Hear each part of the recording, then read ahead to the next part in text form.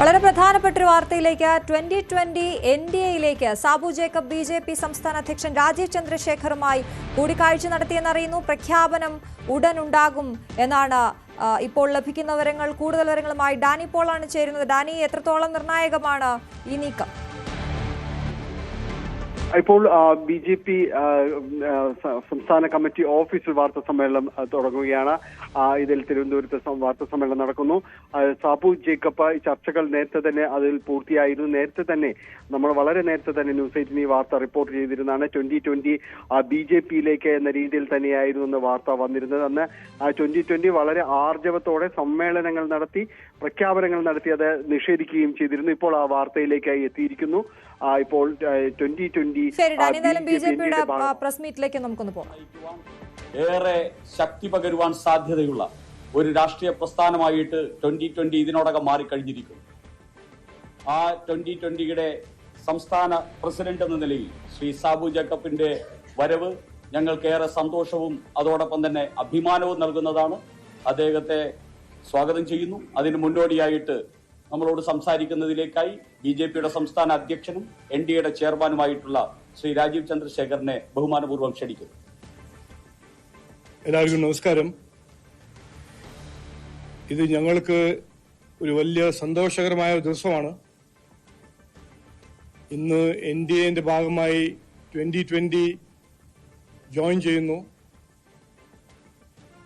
നാളെ പ്രധാനമന്ത്രി നരേന്ദ്രമോദിജി പങ്കെടുക്കുന്ന പ്രോഗ്രാമിൽ 2020 സാബുജിയും ഒഫീഷ്യലായിട്ട് PMന്റെ പ്രസൻസിൽ NDAന്റെ ഭാഗമാവും. എനിക്ക് 2-3 കാര്യം ഈ സന്ദർഭത്തിൽ പറയാൻ ഞാൻ ആഗ്രഹിക്കുന്നു. ഞാൻ ഇവിടെ വന്നു കഴിഞ്ഞ് NDA മുമ്പോട്ട് വെക്കുന്ന ഒരു കാഴ്ചപ്പാട് വികസിത കേരളം, വിശ്വാസ സംരക്ഷണം, സുരക്ഷിത കേരളം, ഇത് ഞങ്ങൾ മുമ്പോട്ട് വെച്ച് നാടിന്റെ രാഷ്ട്രീയ സംസ്കാരത്തിൽ ഒരു മാറ്റം കൊണ്ടുവരാൻ ഞങ്ങൾ ആഗ്രഹിക്കൂ എന്ന് ആണ് ഞങ്ങളുടെ ലക്ഷ്യം എന്ന് കൃത്യമായി ഞങ്ങൾ ആദ്യം പറഞ്ഞതാണ്. ഈ പൊളിറ്റിക്കൽ കൾച്ചർ, വിവാദങ്ങളുടെ പൊളിറ്റിക്കൽ കൾച്ചർ, രാഷ്ട്രീയ സംസ്കാരം നമ്മളെ നാടിനെ എത്ര കൊല്ലമായി ബാധിക്കുന്നു.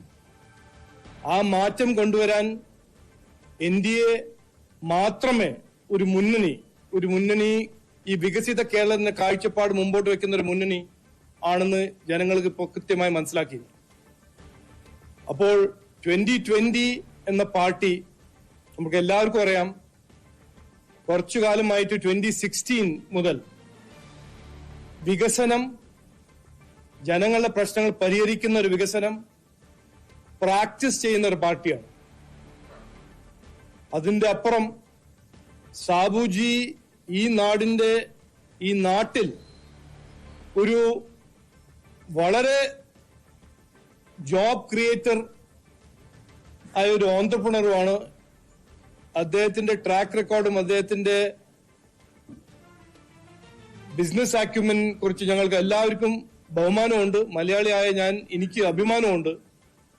അദ്ദേഹത്തെ ഈ സ്റ്റേറ്റിൽ നിന്ന് എങ്ങനെ പുറത്താക്കി തെലങ്കാനയിൽ പോയി 20,000 അവിടെ തൊഴിലവസരങ്ങൾ അവിടെ സൃഷ്ടിച്ചു.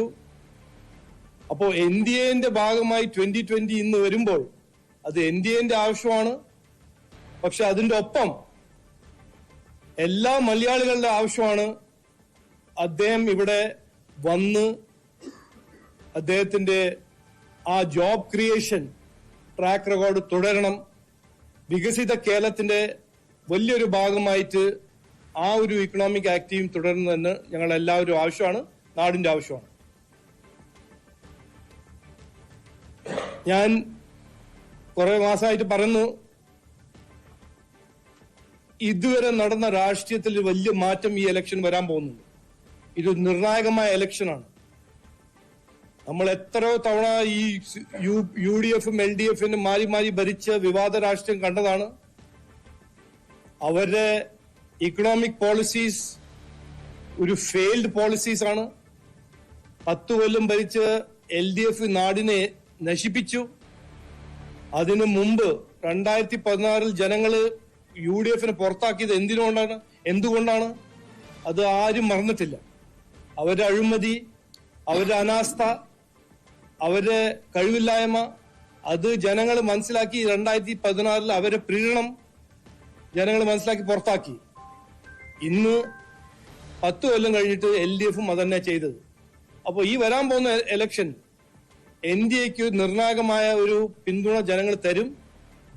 NDA മുമ്പോട്ട് വെക്കുന്ന ഒരു വികസിത കേരളം എന്ന കാഴ്ചപ്പാടിന് ജനങ്ങൾ പിന്തുണ തരും എന്നാണ് ഞങ്ങൾ എല്ലാവരും വിശ്വാസം. അതിനുവേണ്ടി ഒറ്റക്കെട്ടായിട്ട് ഒരുമിച്ച് ഞങ്ങൾ പ്രവർത്തിക്കും എന്ന് ഞാൻ പറയാൻ ആഗ്രഹിക്കുന്നു. നമസ്കാരം.